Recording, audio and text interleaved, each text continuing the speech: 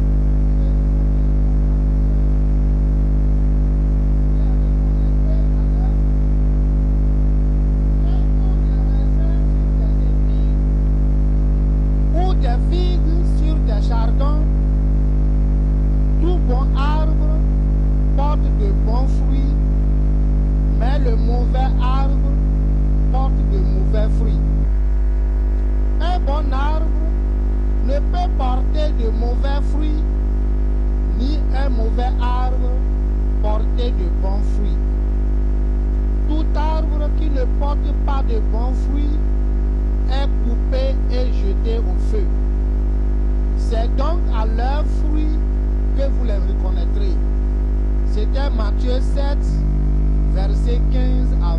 Que Dieu bénisse sa parole.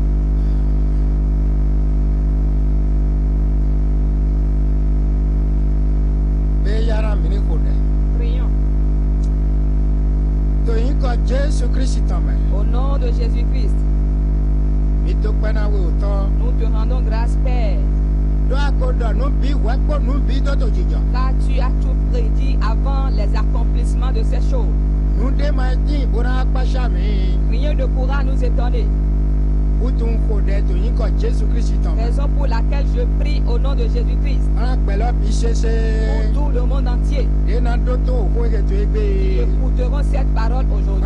Envers toutes les églises. Écouterons cette parole aujourd'hui. Que la lumière luise dans leur cœur. Que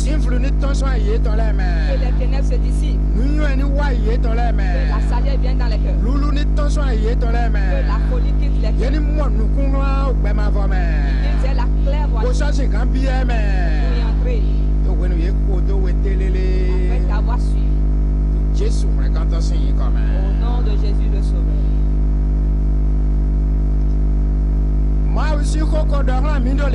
La parole de Dieu nous a parlé en ces termes. Que Dieu a tant aimé le monde. Raison pour laquelle il a envoyé son Fils unique dans le monde. Afin que par le Fils le monde soit sauvé. Le Fils n'est pas venu dans le monde pour condamner le monde. C'est par lui qu'on puisse sauver le monde entier. Tu as déjà opéré le grand miracle pour le monde entier. Pour pouvoir délivrer l'homme de la chute que le diable a amené. Et nous a montré clairement celui que nous devons suivre. Son Fils unique. Le Fils unique.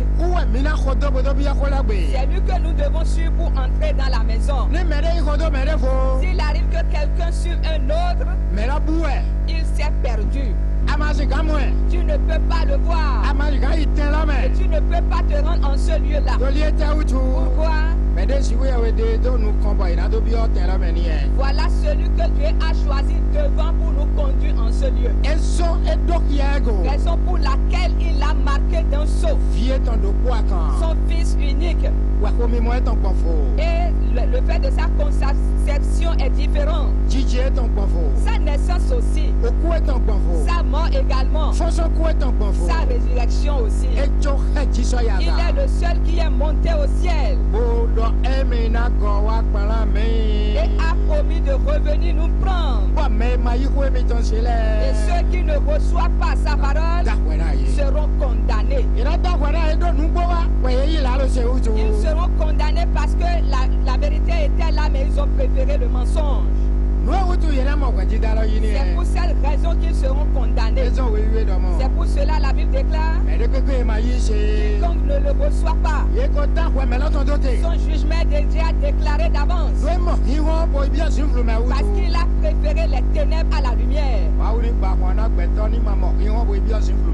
Amen. Que l'Éternel combat cela pour l'homme. Nous avons vu les avertissements donnés par la lumière. C'est ce que nous avons lu ce matin. Parce qu'il a parlé et a montré le droit chemin à toute l'humanité. Avant de donner ces avertissements lus ce matin, écoutez ce qu'il dit au 13e verset. Il dit: entrez par la porte étroite, car large est la porte,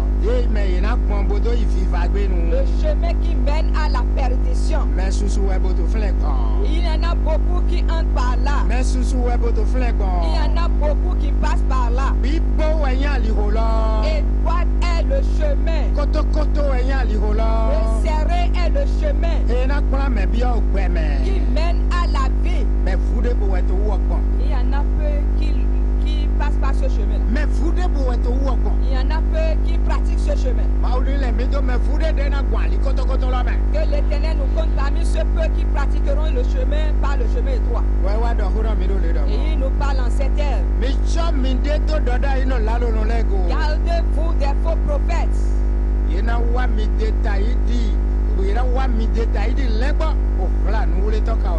Ils viendront à vous en vêtements de brebis, mais c'est des loups ravisseurs. Vous les reconnaîtrez à leurs fruits.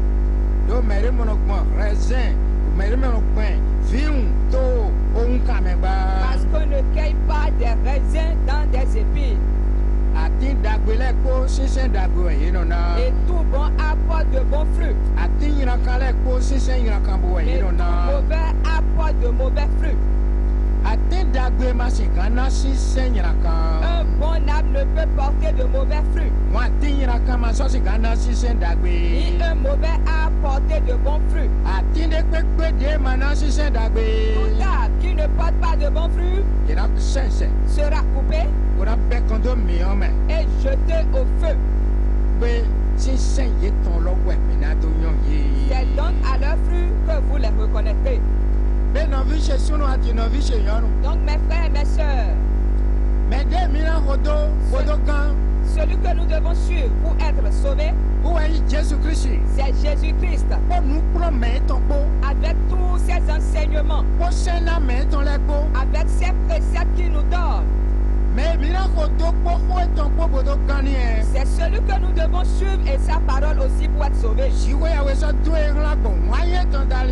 Et c'est par amour que Dieu l'a envoyé. Son amour qu'il a manifesté à l'égard de nous, ces créatures créées sur la terre. C'est pour cette raison qu'il nous a envoyé son Fils unique. Et il nous dit de le suivre pour être sauvé. C'est pour cela quand Jésus était venu dans le monde, il dit à ses disciples: je suis le chemin, la vérité et la vie. Et quiconque ne me suit pas ne pourra voir le Père. Celui qui me suit seul peut voir le Père. Parce que et le Père et moi nous sommes un. Moi et le Père nous sommes un. Et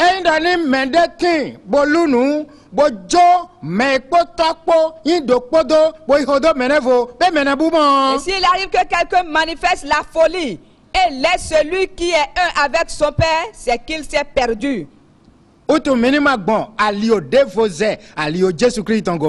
pour cela, ne choisissons pas autre chemin que le chemin de l'Éternel Jésus. Je suis la vérité, je suis le chemin et je suis la vie. Dit Jésus-Christ. Cela révèle que ce sont ces trois choses qui constituent des choses importantes dans le monde. Le chemin, la vérité pour entrer dans la vie.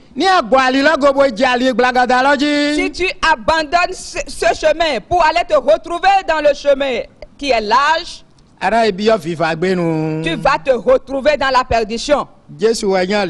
C'est Jésus qui est le chemin, qui nous conduira à la vie. Mais pour le suivre, le diable ne permet pas en aucun cas de le suivre. Les séductions du monde ne permettent pas de comprendre bien sa parole. Pour cela que le monde entier prête oreille et écoute sa parole ce matin. Si tu le suis, tu es sauvé. Et si tu ne le suis pas, cela dépend de toi. Donc je vous dis, dans le monde entier, il y a un seul livre qui est le livre de Dieu. Le livre de Dieu, il n'y en a pas deux. Le livre dans lequel se trouvent les lois de l'Éternel pour être sauvé, on ne peut pas en trouver deux. Le livre dans lequel se trouve la parole du Fils de Dieu, on ne peut pas en trouver deux. Si quelque chose te trompe à rejeter la Bible, de ne pas la lire, c'est que tu t'es retrouvé dans la perdition. C'est pour cela que toutes les créatures de Dieu dans le monde entier lisent la Bible. Il n'y a que des saintes paroles dans la Bible. Il n'y a pas de mauvaises paroles dans sa parole.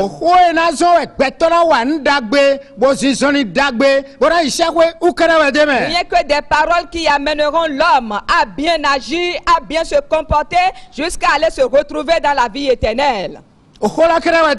C'est ces paroles qu'elle renferme. Père, mère, vous enfants, tous prêtent oreille ce matin. Il n'y a pas deux chemins. Il y a un seul chemin. Mais le diable combat sérieusement dans le monde. Il mène un rude combat contre les enfants de Dieu. Et ne désire qu'aucun rencontre ce chemin-là. C'est pourquoi il y a des faux prophètes un peu partout. C'est pourquoi nous ne devons pas nous étonner à l'égard de ces choses. Parce que la vérité nous a dit d'avance. Après avoir tout accompli, quand il sera parti, les faux prophètes viendront en multitude. D'autres se proclameront même être Christ. D'autres se proclameront être le grand Dieu lui-même. Et c'est à cela que nous sommes pour le moment. Le faux prophète, celui qui va se prétendre être le Christ, viendra. Va opérer des œuvres et même parler de ne pas espérer un autre Christ qui viendra dans les cieux que c'est lui le Christ. Il faut le suivre seulement. Et Christ a dit, il va opérer des miracles, des séductions. Pour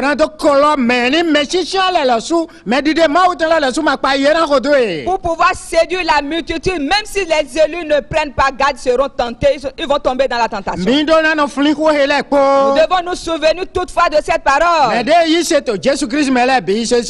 ceux qui ont cru au Seigneur Jésus-Christ et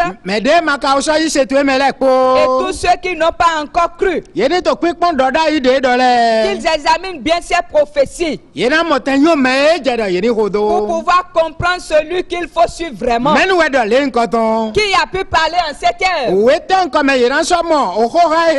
Dans quel livre peut-on encore lire de tels propos, de telles paroles?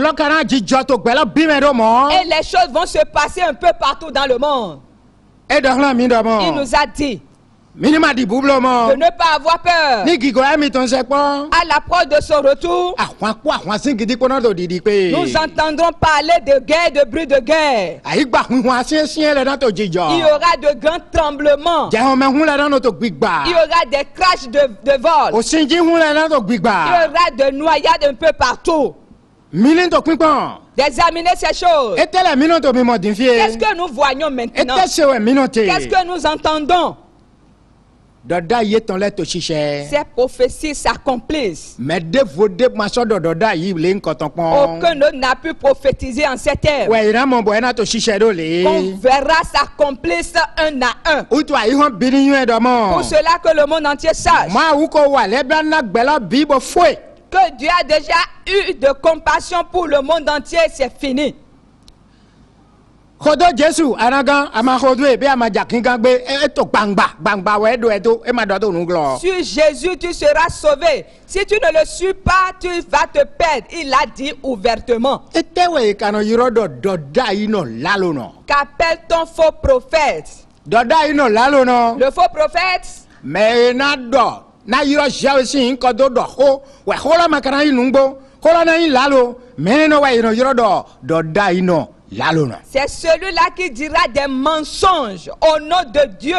Les choses qu'on ne verra jamais s'accomplir, c'est celui qu'on peut appeler faux prophète. C'est celui qu'on appelle faux prophète. Et Jésus nous a dit qu'ils seront nombreux sur la terre. Regardons un peu. Si tu ne veux pas tomber dans la main du faux prophète, tu dois t'instruire dans la parole de Jésus. Et tu dois reconnaître ses recommandations, reconnaître ses lois et les mettre en pratique. Nous de quoi de bonfona ne bon mais to di do to sinsen ko eton me boto wiwa sinsen ko eton me aranyo e do mo e mai mo Jésus do yin bayi. Tout ce qui est contraire à ces choses qui se font dans les lieux des cultes, tu sauras que ce n'est pas la recommandation de Jésus-Christ. Tu connaîtras les lois de l'Éternel là-bas. Si tu t'instruis dans la parole de Jésus, tu reconnaîtras ce que l'Éternel appelle loi. Et tu vas les mettre en application. Tous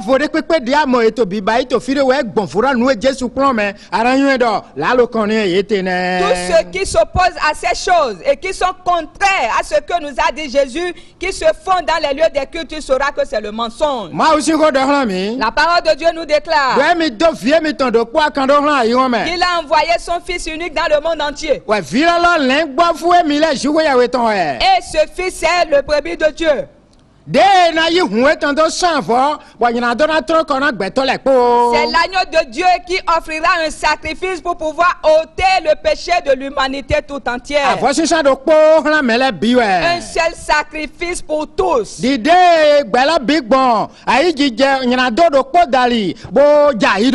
la manière dont par le seul péché tout le monde est tombé.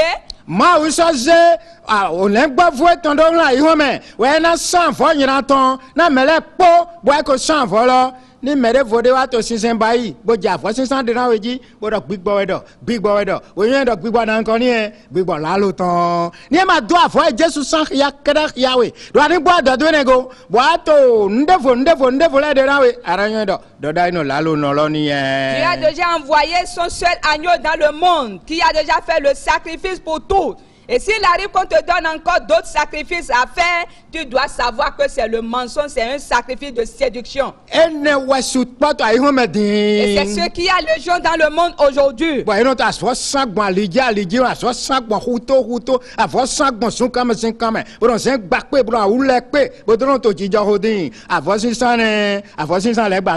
On fait des sacrifices un peu partout, dans les carrefours, au bord des marigots, partout on casse des canaries. Tu dois savoir que c'est le sacrifice du diable qui continue d'être fait jusqu'à aujourd'hui. Le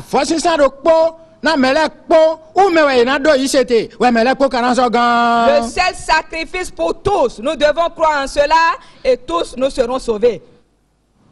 Jésus-Christ dit, gardez-vous des faux prophètes.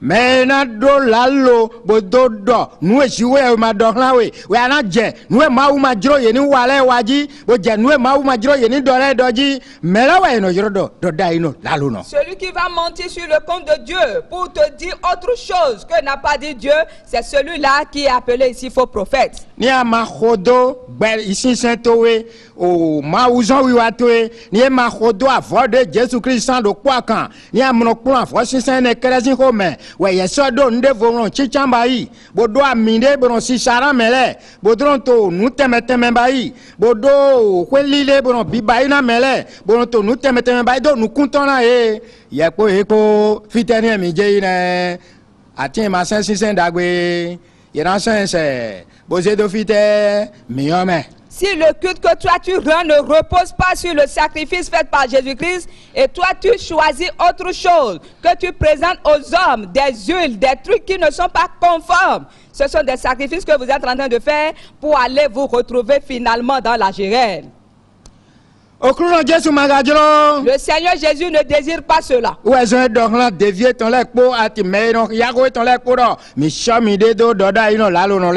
pour cela qu'il dit à tous ses disciples et à tous ses adorateurs de se garder des faux prophètes. Ils viendront en vêtements de brebis.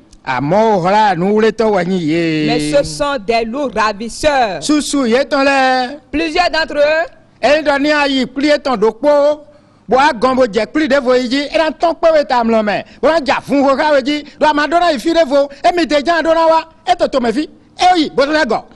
tu vas à son culte, et s'il arrive que tu manques à son culte, alors dans ton sommeil tu le verras.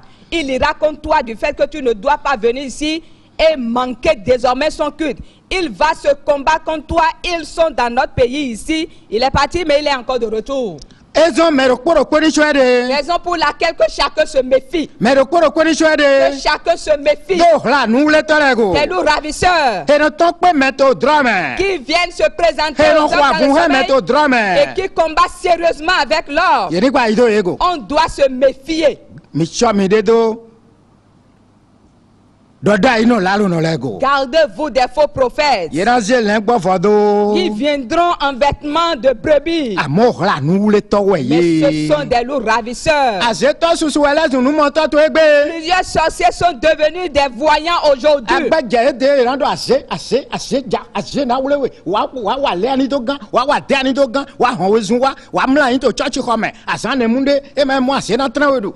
Si tu vas les voir, ils vont te faire peur du fait que tu es poursuivi par la sorcellerie et que tu dois quitter ta maison. Tu dois venir te coucher à l'église. Et c'est ce qui remplit notre ville aujourd'hui. Les gens ne veulent plus s'inscrire dans la parole de Jésus. Ils sont à la quête de la prophétie. Ils sont à la quête de la vision. Et cette vision les fait perdre. Parce que cette vision ne révèle pas Jésus-Christ. La vision ne révèle pas le sacrifice fait par Jésus-Christ. Donc par autre sacrifice, personne ne pourra être sauvé. Et voilà. C'est pour cela, prenons garde que le monde entier prenne garde. Ils sont partout. Dans le monde, ils passent partout. Ils passent de maison en maison pour pouvoir raconter des fausses prophéties. Pour pouvoir séduire ceux-là qui n'ont pas la connaissance de la Bible. Ils ont des huiles qu'ils vendent. Des huiles saintes. Est-ce que Jésus ou ses disciples ont vendu de l'huile à quelqu'un? Est-ce que Jésus-Christ a donné autre sacrifice à faire aux hommes? Il s'est montré comme sauveur de l'humanité. Et celui qui le suit ne se perdra plus. Mais il aura désormais la vie éternelle. C'est ce que Jésus-Christ est venu dire. Si nous allons dans les actes des apôtres, nous allons voir la manière dont les apôtres ont agi derrière Jésus-Christ. Ils n'ont pas donné autre sacrifice à faire aux hommes. Ils ne pouvaient mentir aux hommes. Ils ne faisaient que révéler uniquement Jésus-Christ. Le seul sacrifice fait par Dieu. Et quand il révèle déjà le sacrifice fait, Jésus-Christ même est à l'œuvre. Il manifeste et se glorifie. il en est ainsi jusqu'à aujourd'hui. C'est pour cela que je vous déclare. Cet avertissement donné par notre Sauveur. Où l'aviez-vous mis pour vous égarer de la sorte? Où l'aviez-vous mis pour adorer des idoles à la place du Dieu vivant? Yenosa serami, yenosa kolami, yenosa aminami, yenos bakota egbamblato numebron sarami misolo ho. Fete nuyo la kaibioya. On vous vend de l'huile, de la poussière, on attaque des choses qu'on vous vend. Où est donc votre sagesse? On va acheter du ciel au marché, on vous revend cela cher, vous achetez quand même. Est-ce que Jésus c'était sa manière d'agir? D'où sortent toutes ces choses? Pour tous qui à la recherche de Jésus-Christ pour aller dans le ciel, prenez garde. Ne suivez pas tout ce qui est contraire dans les choses qui sont dans la Bible. Lisez la Bible. Vous allez voir clair. La Bible n'a même pas besoin d'une explication donnée par l'homme lui-même, mais elle s'explique elle-même. Il suffit de la lire, elle va parler. C'est seulement si tu ne veux pas te repentir. À des moments donnés, si tu tombes sur des passages, si ce sont tes comportements que tu fais, alors tu vas fermer. Tu es obligé de fermer et d'oublier là. Pourquoi?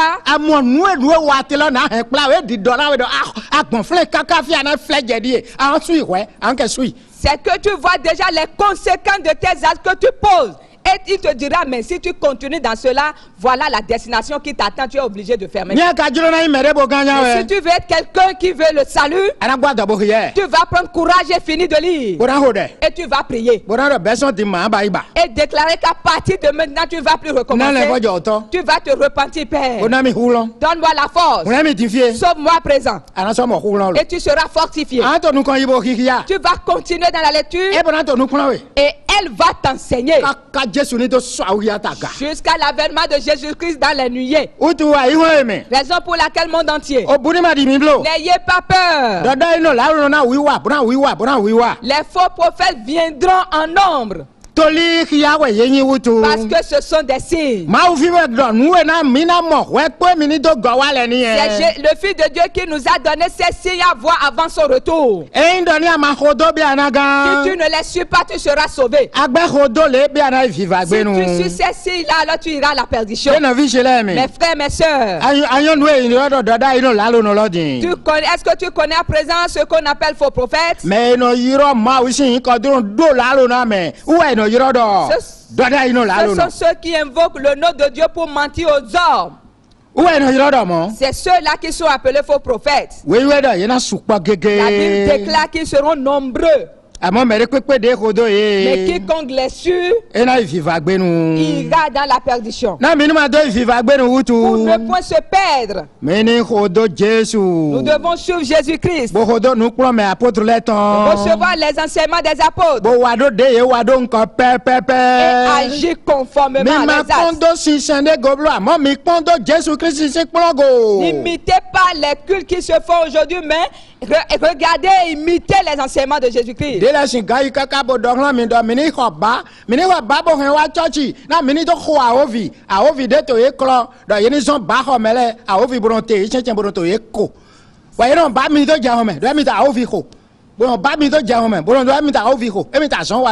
Certains vous diront acheter des chicottes et nous viendrons, nous allons venir, nous allons taper le diable aujourd'hui. Le diable qui est en eux et qui opère ses œuvres, et ils seront là, dans l'agitation, en se tabassant les uns les autres.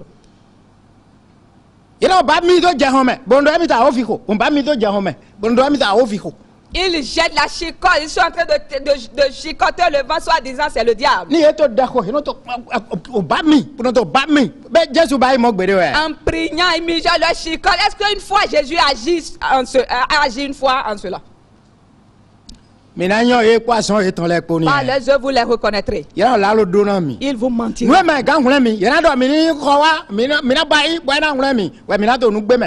Ils vont vous demander d'acheter les choses qui ne peuvent pas vous sauver. Vous serez en train d'acheter les choses un peu partout. Et en cela, vous allez totalement perdre la vue dans la Bible. Parce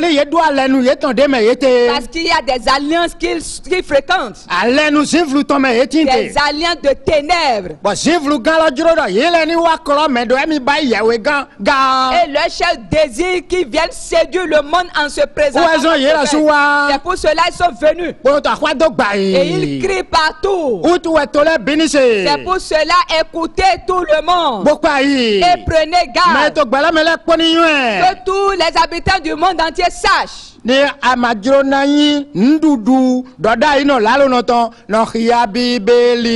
tu ne veux pas être la proie du faux prophète, lis la Bible. Je vais vous donner un autre passage avant la fin. Allons dans l'évangile selon Marc au chapitre 13. Marc chapitre 13. À partir du 22e verset jusqu'au 24e. Car il s'élèvera de faux Christ et de faux prophètes. Ils feront des prodiges et des miracles pour séduire les élus s'il était possible. Soyez sur vos gardes. Je vous ai tout annoncé d'avance. Soyez sur quoi? Soyez sur vos gardes. Soyez sur vos gardes. Je vous ai tout annoncé d'avance. Je vous ai tout annoncé d'avance. Jésus n'a pas offensé quelqu'un. Si tu ne suis pas ses enseignements, tu vas te perdre.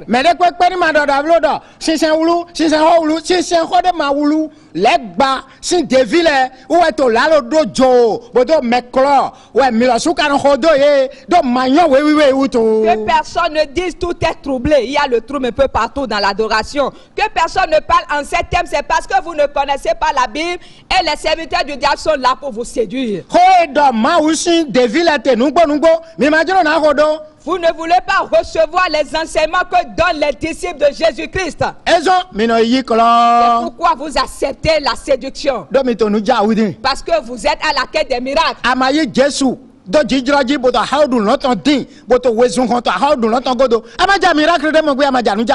Si tu ne reçois pas Jésus comme il le faut, chercher son royaume, tu n'auras aucun miracle. C'est seulement la condition de recevoir son royaume. C'est seulement le fait de recevoir dessus sa vérité. Avant d'être sauvé. Jésus vous bénira tous. Lisez sa parole. Lisez le Nouveau Testament. Lisez le Nouveau Testament. Et vous aurez la clairvoyance, la compréhension du texte. Et le séducteur ne trouvera place. Et personne ne pourra vous entraîner dans le désordre. Parce que vous allez sur droit Jésus. Le Père vous assistera. Prions. Roi insondable. Roi de toutes les nations. Celui qui est et qui sera éternellement. Toi qui es la vérité et la vie. Toi le chemin qui mène au Père. Nous te rendons grâce. Tu nous as éclairé de ta lumière dans ta parole. Et nous l'avons suivi, nous avons la paix. C'est pour cela que nous avons jugé de t'annoncer au monde. Et révéler tes avertissements au monde. Quiconque le reçoit et le suit sera sauvé. Nous ne sommes pas venus nous vanter de la religion ici, mais de ton nom. C'est seul celui qui te suit qui sera sauvé. Celui qui demeure dans ton enseignement aura la vie. Mais celui qui ne demeure pas en l'aine n'aura pas la vie. Raison pour laquelle, Seigneur, ta parole qui a été lui dispensée sur le monde entier.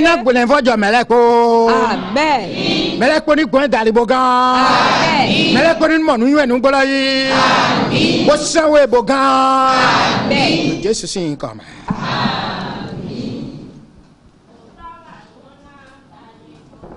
Amen.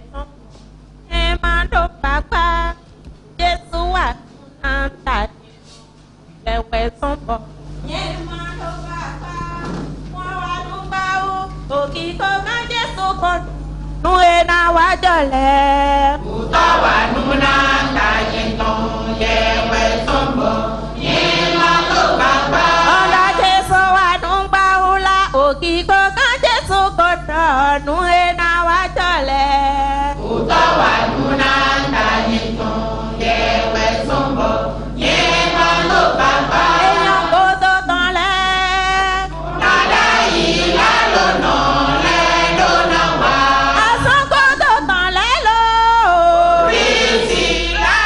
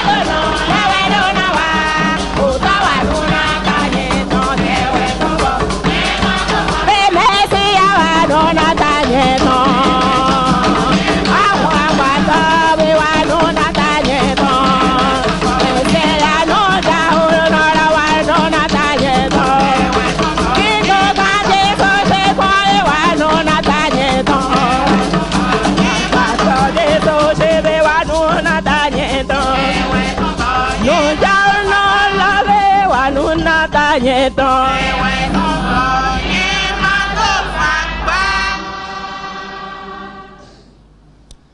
Mi to pena okru no Jésus. Nous rendons grâce au Seigneur Jésus. Do nous y ton bo gbeto le podona seru mi ko dohlan mi ne. Parce que c'est sa parole, ce qui le concerne, que tous nous devons entendre. E poto me ko mi ton le si. Il dépend maintenant de chacun de nous. E poto azon e na wa mi te bodo moten mo gbe lo. E poto azon lo wi wa si din fie. Et de ce que nous devons faire comme eux pour avoir la vie. To me do ko me. Dans chaque foyer, Yeni no ya Bibeli. qu'on lise la Bible. Bono plan Saint jouer avec ton ville podo me wenu. Et instruit chaque enfant par rapport à la loi de l'Éternel. Mais là mo din o visu sous les nous nya to tome ati nous nya to kwegbe we alo makwego mi ye ma do Saint jouer avec ton route ouais. Et nous allons constater que de nos jours, plusieurs enfants sont devenus des enfants insupportables. Pourquoi? C'est parce qu'ils n'ont pas en eux la parole de Dieu. Autant les mains wana ma wo we ko na do plan vie ton le Ce sont les pères premièrement qui n'ont point aimé la parole de Dieu. Raison pour laquelle ils ont éduqué ces enfants par rapport à la nourriture et aux boissons. Et aujourd'hui, ils sont irrécupérables. Ils volent parce qu'ils ne sont pas conscients du fait que la parole de Dieu l'a interdit. Il revient à chaque parent maintenant d'enseigner l'enfant selon le droit chemin. Et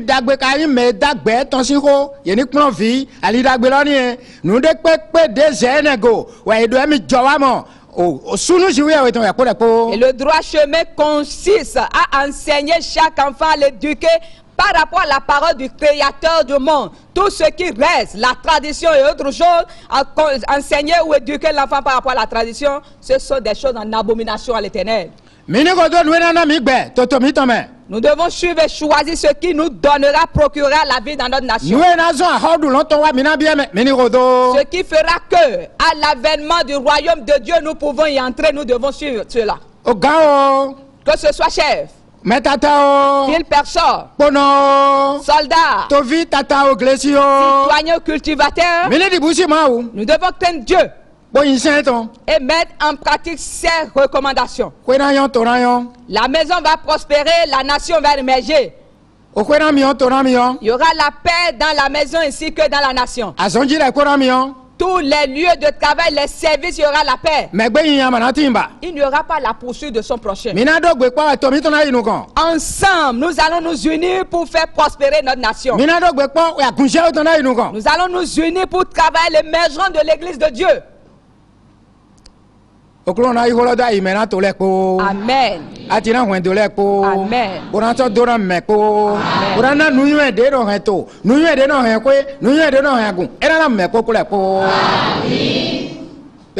Prions. Jésus-Christ Seigneur assiste notre nation. Assiste tous les pays. Toutes les familles. Mais en eux l'intelligence. Qu'on puisse voir que les ténèbres se dissipent. Sème ton amour dans le cœur afin qu'ils aient la vie éternelle. Au nom de Jésus.